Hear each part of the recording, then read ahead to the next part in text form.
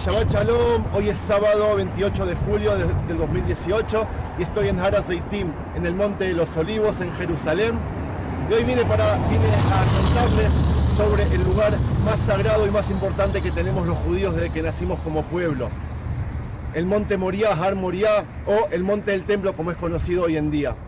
A este monte llegó Abraham con su hijo Yitzhak para hacer la orden de Dios conocida como Akedat Yitzhak. Akedat Yitzhak no significa el sacrificio de Yitzhak, significa, como decimos en hebreo, la atada de Yitzhak. Que es lo que hizo Abraham cuando lo trajo aquí arriba y les voy a contar en el relato. Con los años llegó hasta aquí y sin ninguna intención, por lo menos él lo sabía, el rey David, cuando nombró aquí capital del reino judío y de toda la nación, y también llegó a ese monte, al monte Moriah, para construir también un altar, y después les voy a contar el relato que pasó con ese altar. Y en este lugar, en este monte, también los judíos, según la tradición, esperamos que a este monte entre el Mesías, el Salvador, el Mesías, que va a salvar a todo el pueblo de Israel y vamos a vivir en paz y felices. El Mesías va a venir por este monte mismo, el monte Har HaZeitim, el monte de los Olivos, y va a entrar a la ciudad vieja por una de las 8 puertas, la única que está cerrada hoy por hoy. Desde acá se ve, desde muy lejos, que se llama la Puerta de Oro, la Puerta de la Misericordia, Sha'ar HaRachamim, que es la única que está cerrada hoy en día. Voy a hacer un recorrido por esta cordillera del Monte de los Olivos, junto con la Biblia, por supuesto, para revivir oraciones de Génesis, de Shmuel, de Zechariah, de Yehezkel, de un montón de libros que hay aquí adentro, y espero que sea un relato apasionante, espero que les guste. Vamos a empezar, tengo muchísimo para contarles. Yala. 100 años tenía Abraham cuando le nació su hijo Yitzhak, aquel hijo tan esperado que sería el padre de todo un pueblo, como le había prometido Dios. Imagínense la felicidad en la carpa de Abraham y Sara, allí en Beersheba. Sus vidas habían cambiado en 180 grados. Pasaron los años, Yitzhak creció, hasta que cierto día Dios se dirigió a Abraham con estas palabras del libro Génesis 22:2. Kachna et bincha, et yehideja asher ahavta, et Yitzhak, velech lecha el eretz hamoriah, ve'eleu sham leolá aleja de harim asher omar eleja. ¿Qué hizo Abraham? Ni lo pensó. Enseguida salió en camino con 2 jóvenes y un animal. Esto es algo asombroso, por lo menos para mí. ¿Por qué no se opuso Abraham a las palabras de Dios? Vimos muchas veces en la Torá que Abraham nunca tuvo problemas en negociar con Dios, discutir, tratar de convencerlo o incluso mostrarle su enojo. Hacía unos años en Sdom Behamorá discutió incluso muy fuerte con él, pero no. Abraham salió en camino con su amado hijo, con quien tenía planes de dejar una gran herencia, un pueblo entero. Luego de 3 días por el valle Beersheba y los montes de Hebrón, Abraham levantó la vista y vio desde lejos la tierra de Moriah. La tierra de Moriah es el actual monte del templo que estamos viendo ahora. Abraham había visto este monte desde el sur, la zona de Gush Etzion, mientras nosotros lo estamos viendo desde el este. Allí dejó a los jóvenes y a su burro. Luego de otro día de caminata, llegó a este monte que estamos viendo ahora, lo escalaron, que en esos días era algo nada fácil, muy cansador. ¿Por qué? Porque el estilo de piedras que hay debajo del monte es todo rocoso y además el valle que vemos abajo, el valle de Cedrón, es muy profundo. Abraham subió arriba, improvisó su altar y puso a su hijo encima para sacrificarlo. La Biblia no nos cuenta qué sintió Abraham en ese momento, tampoco si Yitzhak se opuso al acto. Yitzhak era ya grande y podía haber luchado contra su padre antes de pasar a ser entregado muerto a Dios, pero no hizo nada, por lo menos no nos relatan en la Biblia si Yitzhak se opuso. En el momento oportuno, cuando Abraham ya estaba decidido a degollar a su hijo, apareció un enviado de Dios, un ángel, quien le gritó: Al tishlachet yadcha al anar, es decir, lo detuvo. Todo eso sucedió, según la tradición judía, en la cima de este monte que estamos viendo enfrente nuestro. Aquel monte que por obra de Herodes, hoy por hoy no se puede ver, está todo cubierto. Toda la colina que estaba ahí enfrente, hoy por hoy, como ustedes ven, no se puede ver por los 4 muros que construyó Herodes. Él cubrió toda la colina y el monte Moría desapareció. No es que desapareció por lo menos del paisaje, topográficamente hablando. Pero vamos a imaginarnos ahí enfrente una colina redonda, sin nada y descubierta al sol. Abraham, que atrapa a un ciervo de sus cuernos, libera a su hijo del altar y sacrifica ahí mismo al animal. Allí mismo recibió la bendición de Dios para que su hijo se reproduzca y de él salga un Goy Gadol, como dice la Torá, un gran pueblo. Desde ese momento, esa colina pasó a ser el lugar más sagrado para el pueblo judío. Allí construyó Shlomo el primer templo y sobre sus escombros se construyó el segundo. Y según las profecías de Ishayahu y Mica, allí se construirá el tercer templo. En la época musulmana, 1000 años después, los musulmanes decretaron que en esta colina pasó todo lo que conté antes, pero con un pequeño cambio. Un pequeño cambio. El hijo de Abraham era Ismail y no Yitzhak. Aquí habrá llegado David y Salomón, pero solo para prepararle el camino al verdadero Mashiach, Muhammad, quien llegó aquella noche del milagro para elevarse al cielo. Y a fines del siglo VII se construyó el Kubat el Zahrab, que vendría a ser el domo de la roca que estamos viendo ahora, por encima de la piedra de la fundación, Eben Ashtia, como le decimos en hebreo.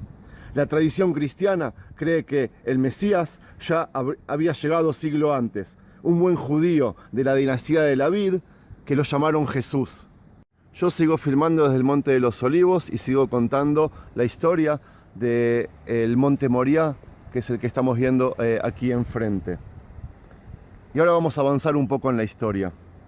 En tiempos que David era el rey de Israel, Jerusalén era solo un pequeño asentamiento en lo que hoy es conocido como la ciudad de David.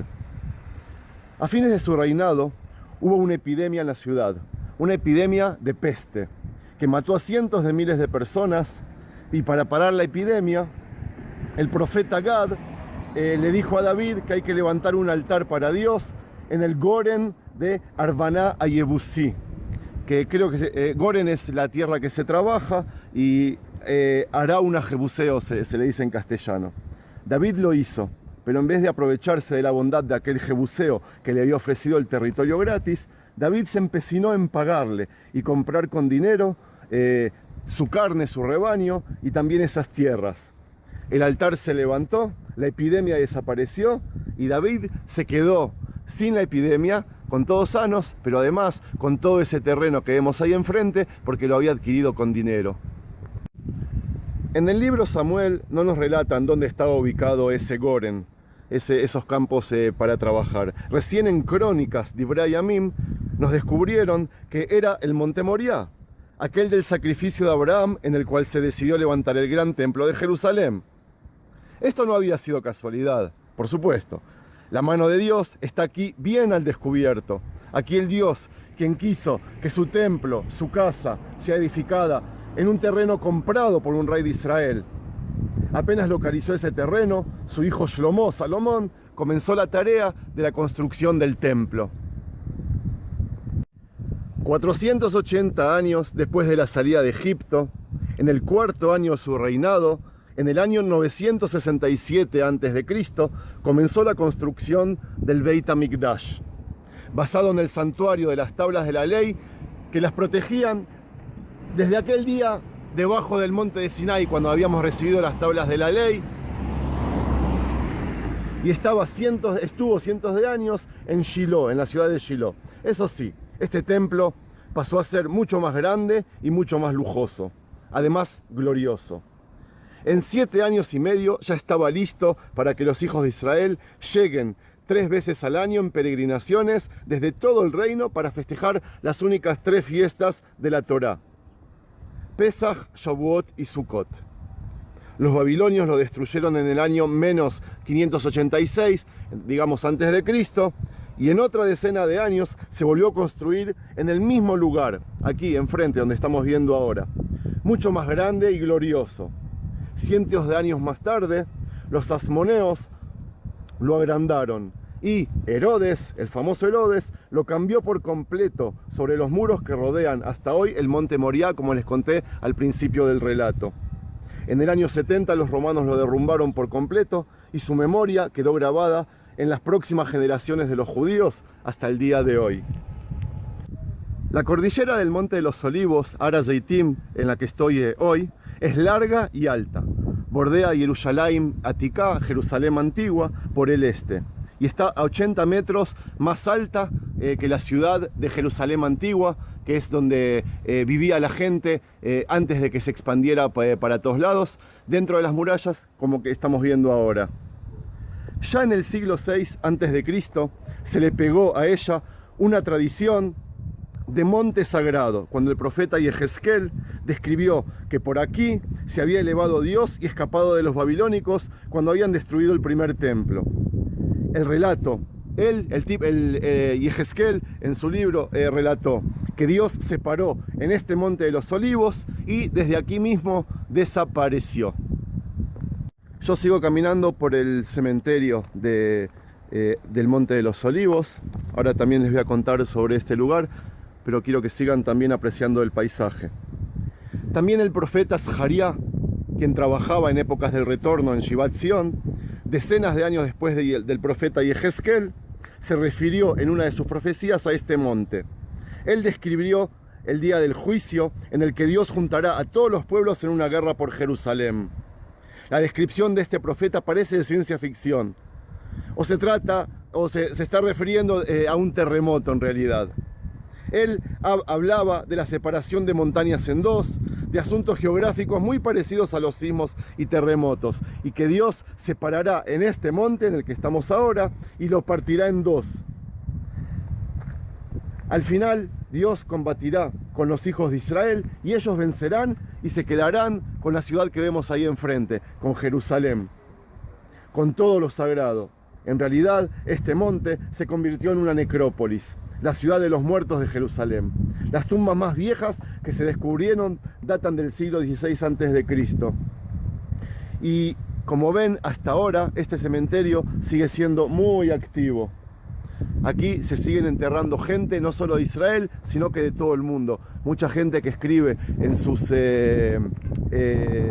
herencias que sean enterrados en este monte.